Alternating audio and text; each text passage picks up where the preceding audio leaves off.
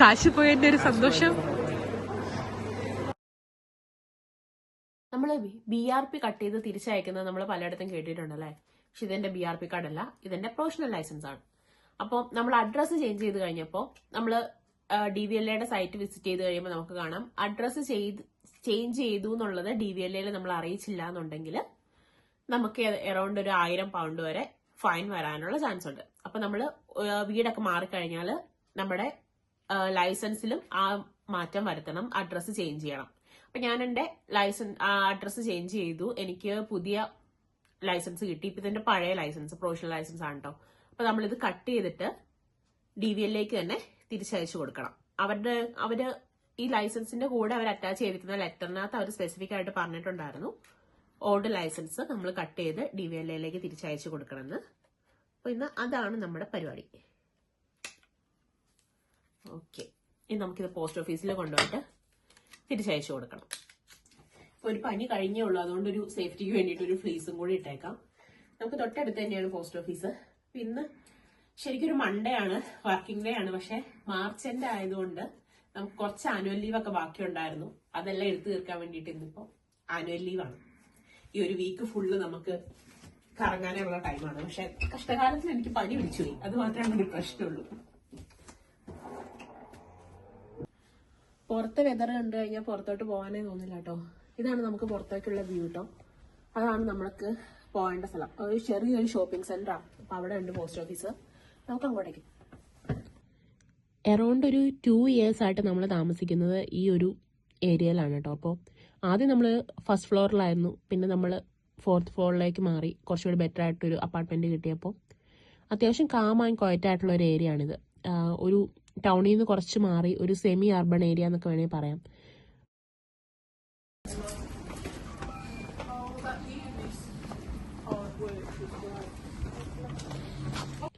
Last week ഇവിടെ നല്ല വെതറായിരുന്നു കേട്ടോ. അറൌണ്ട് ഒരു 12 ഡിഗ്രിക്ക് വരെ വന്നായിരുന്നു. പക്ഷെ ഇന്നായി കഴിഞ്ഞപ്പോഴത്തേക്കും വെതർ ഭയങ്കര മോശമാണ്.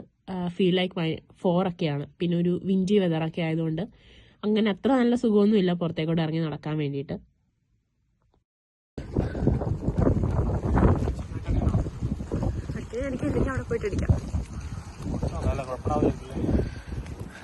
വിന്റർ തീർന്ന് ഏറെക്കുറെ സ്പ്രിങ് സ്റ്റാർട്ട് ചെയ്യുന്നൊരു സമയമാണ് കേട്ടോ. നമുക്ക് ഇപ്പം എവിടെ നോക്കിയാലും ഡാഫഡിൽസും ലില്ലിയൊക്കെ ഉണ്ടായി നിൽക്കുന്നത് കാണാം.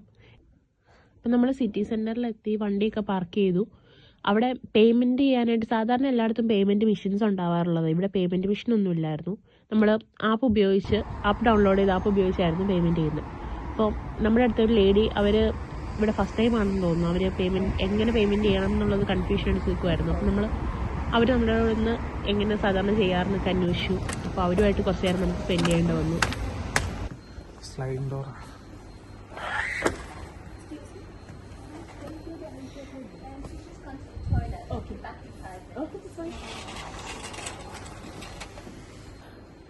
ഇത് ഇവിടുത്തെ ഒരു ഷോപ്പിംഗ് മാളാണ് കേട്ടോ. ഡെർബിയോൺ എന്ന് പറഞ്ഞുകൊണ്ട് ഡെർബിയിലുള്ളൊരു മോളാണ്. അപ്പോൾ നമ്മൾ ജസ്റ്റ് ഇതിലെ പോകുന്നതാണ്. അപ്പോൾ എനിക്കിത് ഹൈബ്രോ ത്രെഡിങ് ചെയ്യണമായിരുന്നു. അപ്പോൾ അതിന് നമ്മൾ ചോദിച്ചേക്കുവാണ്. അപ്പോൾ അതിന് വേണ്ടിയിട്ട് വെയിറ്റ് ചെയ്തുകൊണ്ടിരിക്കുക.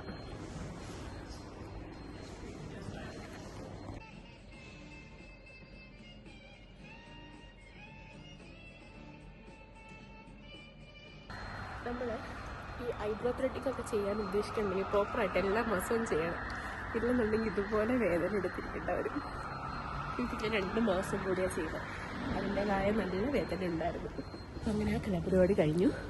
ഇനി നമുക്ക് ജസ്റ്റ് ഒന്ന് മുകളിൽ കറങ്ങിയിട്ട് തിരിച്ചു വരും.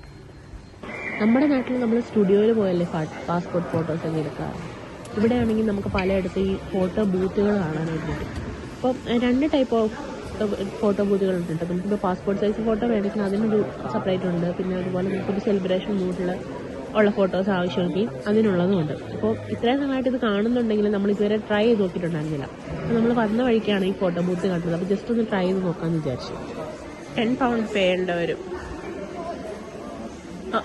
Insert card or press start.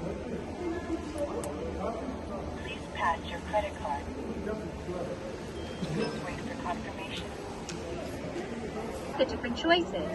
Press OK to see the design. While we process your photos.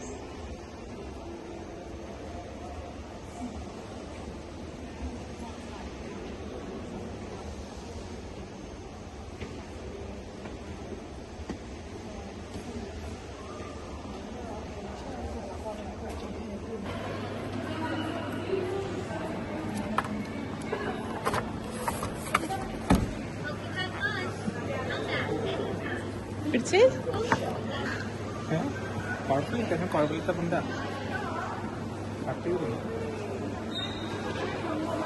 Kashi പോയതിന്റെ ഒരു സന്തോഷം എവിടെയെങ്കിലും ഫ്രേ ചെയ്ത് വെക്കാം.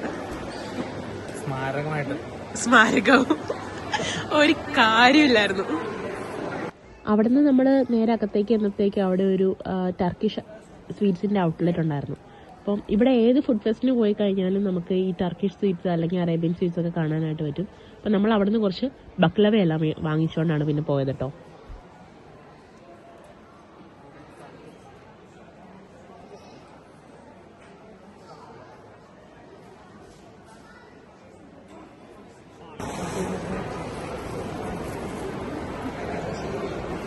ടർക്കിഷ് ഇത് പിസ്താഷ്യോ ഇത് വേറൊരു ടൈപ്പാണ് അവര് നല്ലതെന്ന് പറഞ്ഞു. അവിടെ അത്യാവശ്യം ചെറിയൊരു കറക്കമൊക്കെ കഴിഞ്ഞിട്ട് ഞങ്ങൾ പിന്നെ പോയത് കേക്ക് ബോക്സിലേക്കാണ് കേട്ടോ, കേക്ക് മേടിക്കാനായിട്ട്. ഇവിടെ ഒരുപാട് കേക്ക് വെറൈറ്റീസ് ഒക്കെ അവൈലബിൾ ആണെങ്കിലും എനിക്ക് നമ്മുടെ നാട്ടിലെ ഒരു കേക്കിന്റെ ടേസ്റ്റ് ഒക്കെ സാധാരണ ഫീൽ ചെയ്യുന്നത് ഈ കേക്ക് ബോക്സിൽ നിന്ന് മേടിക്കുന്ന കേക്കുകൾക്കാണ് കേട്ടോ. അത് എഗ്ലെസ് കേക്കാണ്, പക്ഷെ നല്ല ടേസ്റ്റ് അല്ല അതിന്. നമുക്കൊരു നാട്ടിലെ കേക്കുകളുടെ ഒക്കെ ഒരു ടേസ്റ്റ് കിട്ടും. പക്ഷെ ഇവിടെ നിന്ന് മേടിക്കുന്ന കേക്കുകൾ എത്ര കഴിച്ചാലും എനിക്ക് ആ ഒരു ഫീൽ ഒന്നും കിട്ടാറില്ല.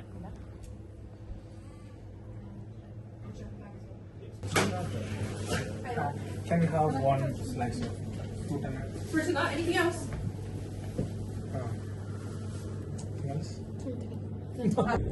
നമ്മൾ തിരിച്ച് കാറിൽ വന്നു കേട്ടോ. കുറച്ചു നേരം ഇടയ്ക്ക് അവിടെ സ്പെൻഡ് ചെയ്യണമെന്നുണ്ടായിരുന്നു, പക്ഷെ നല്ല തണുപ്പായിരുന്നു. തണുപ്പ് കാരണം കൊണ്ട് എനിക്ക് അവസാനം ശ്വാസം മുട്ടുന്ന പോലെ ഫീൽ ചെയ്ത് തുടങ്ങിയപ്പോൾ തിരിച്ചു കയറി പോന്ന. അവിടെ നിന്ന് നമ്മൾ നേരെ പോയത് അൽദിയിലോട്ടാണ്. UK വന്ന സമയത്ത് നമ്മൾ ഷോപ്പിംഗ് സ്റ്റാർട്ട് ചെയ്തത് അൽദിന്നാണ്. അതുകൊണ്ട് ഇപ്പൊ എവിടെ പോയി എന്തൊക്കെ വാങ്ങിച്ചു എന്ന് പറഞ്ഞാലും ആഴ്ചയിൽ ഒരിക്കലും അൽദിയിൽ പോയില്ല എന്നുണ്ടെങ്കിൽ ഒരു മനസ്സമാധാനം കേടാ. അപ്പൊ നമ്മുടെ എല്ലാ വീക്കിലി പർച്ചേസ് ആയിട്ട് അൽദിയിൽ വരാറുണ്ട്. അപ്പം കുറച്ച് ദിവസമായിട്ട് കാറിന് ടയറിൽ എയർ ഒട്ടും നിൽക്കുന്നുണ്ടായിരുന്നില്ല. എന്താ കാരണം ഇങ്ങനെ അന്വേഷണം നടക്കുമായിരുന്നു. അങ്ങനെ പാർക്കിങ്ങിലിട്ട് നോക്കിക്കഴിഞ്ഞപ്പോഴാണ് അതിനകത്തൊരു ആണി കണ്ടത്. ഇപ്പോൾ ടയർ ചെറുതായിട്ടൊന്ന് പഞ്ചറായിട്ടുണ്ട്. ഇനിയിപ്പോൾ പഞ്ചർ കിറ്റ് മുതലായ കലാപരിപാടികളിലേക്ക് നമുക്ക് കടക്കണം.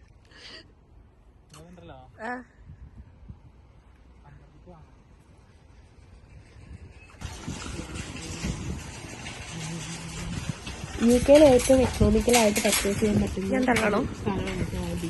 എന്ന് വെച്ചാൽ നമുക്ക് അൽദിയെ മാത്രം ഡിപ്പെൻഡ് ചെയ്തുകൊണ്ടിരിക്കാനും പറ്റത്തില്ല. ചില സാധനങ്ങളൊക്കെ അൽദിയിൽ നോക്കുമ്പോൾ പുവർ ക്വാളിറ്റിയാണ്. എന്നാൽ സമയത്ത് വേറെ കടകളിൽ നോക്കി കഴിയുമ്പോൾ കുറച്ചുകൂടെ ബെറ്റർ പ്രൈസിന് നമുക്ക് നല്ല സാധനം കിട്ടും. അപ്പം എനിക്ക് സാധാരണ ഈ ഫ്രൂട്ട്സ് ഐറ്റംസ് ഒക്കെ അൽദിയിൽ നിന്ന് മേടിക്കുമ്പോൾ പെട്ടെന്ന് മോശമാവണ പോലെ ഫീൽ ചെയ്യാറുണ്ട്. എന്നാൽ ആ സമയത്ത് നമ്മൾ മോറിസണിൽ നിന്നാണ് മേടിക്കുന്നത്, ഈ കുറച്ചും കൂടെ ഇരിക്കുന്ന പോലെ ഫീൽ ചെയ്യാറുണ്ട്. അപ്പം നമ്മൾ ചില ഐറ്റംസ് മാത്രമാണ് അൽദിയിൽ നിന്ന് വാങ്ങിക്കാറുള്ളൂ. ബാക്കി നമ്മൾ മോറിസണോ അല്ലെങ്കിൽ നമ്മുടെ തൊട്ടടുത്തുള്ള ഷോപ്പിംഗ് സെന്ററിലോ അങ്ങനെയൊക്കെ ആയിട്ടാണ് നമ്മുടെ വീക്ക്ലി പർച്ചേസ് അങ്ങ് പോകുന്നത്.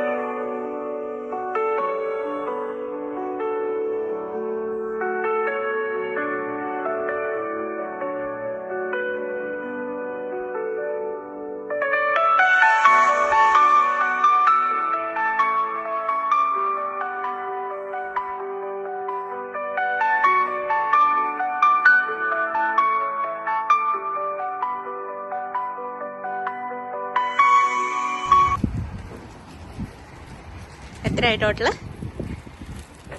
3100 രൂപ. എന്താണ് സാർ? പഞ്ചർ ഒട്ടിക്കണ്ടേ? Puncture kit നോക്കുന്നതാ.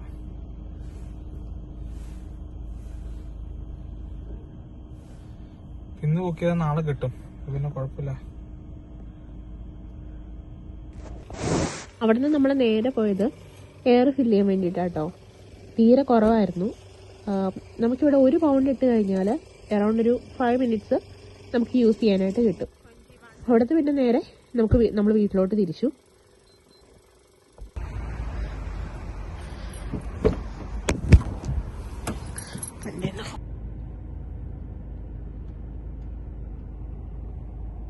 അപ്പൊ നമ്മളങ്ങനെ ഇന്നത്തെ കറക്കമൊക്കെ കഴിഞ്ഞ് വീട്ടിലെത്തി.